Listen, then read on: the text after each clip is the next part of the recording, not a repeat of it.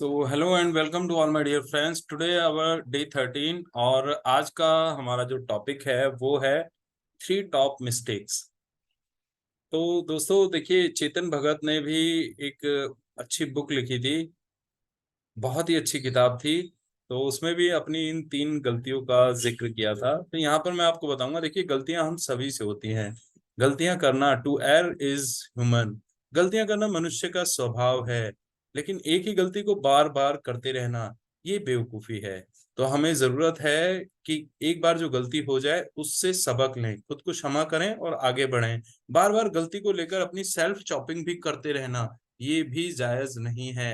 गलती से सबक लेना है और जीवन में आगे बढ़ना है, क्योंकि ये जीवन अनमोल है। लाइफ इज टू शॉर्ट, है ना। तो यहाँ पर हम अगर अपनी गलतियों से अनुभव लेते हैं, सबक लेते हैं, तो बहुत तेजी से हम आगे बढ़ सकते हैं। इसी के साथ ही साथ हमें दूसरों के जीवन से भी सबक लेना, अनुभव लेना बहुत जरूरी है। तो दोस्तों, मैं अपनी तीन टॉप मिस्टेक्स की बात करूंगा।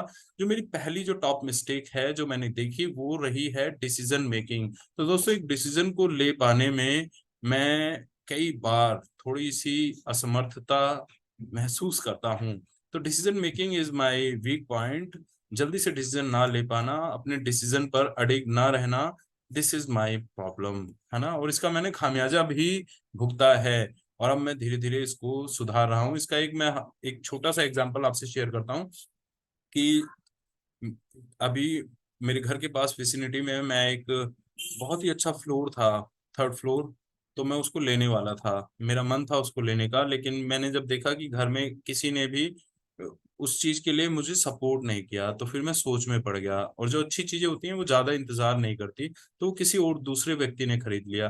तो अगर मैं अपने डिसीजन पर कायम रहता, उसे ले चुका होता, तो आज उसकी जो कीमत है ऑलमोस्ट डबल ट्रिपल हो गई होती। तो यह अभी पिछले 2-3 साल पुरानी बात है। तो इस चीज को लेकर मुझे काफी अफसोस रहा।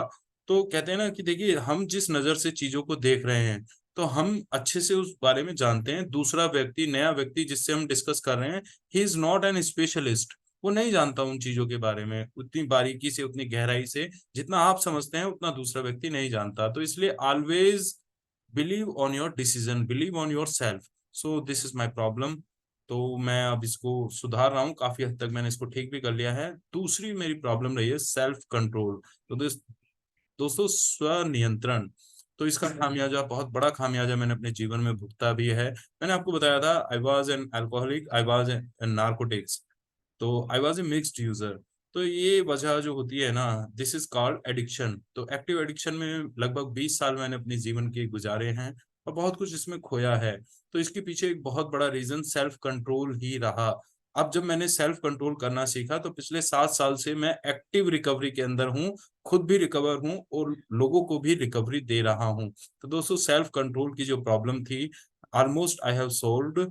लेकिन इसकी वजह से देखिए, जीवन में बहुत नुकसान होता है। तो आई होप कि आप लोग भी इससे सबक लेंगे और अपने सेल्फ कंट्रोल को डेवलप करेंगे।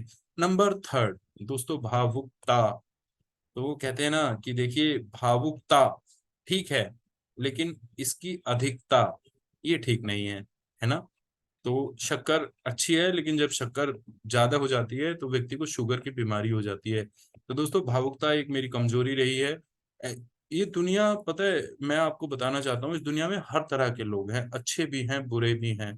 तो हर व्यक्ति अपने आप को, अपनी स्टोरी को इस तरह से रिप्रेजेंट करता है कि आप उसकी बातों में अगर आ जाते हैं, उसके साथ बह जाते हैं, तो अपना बहुत बड़ा नुकसान करा सकते हैं। तो जरूरत है हमें चीजों को इवेल्युएट करने की, तोड़ने की, समझने की, और फिर उसके बाद कोई निर्णय लेने की। और अव्वल तो मैं आपसे कहूंगा, कोई निर्णय लेने की आवश्यकता ही नहीं है, बस चीजों को देखते रहिए, साक्षी बन जाइए।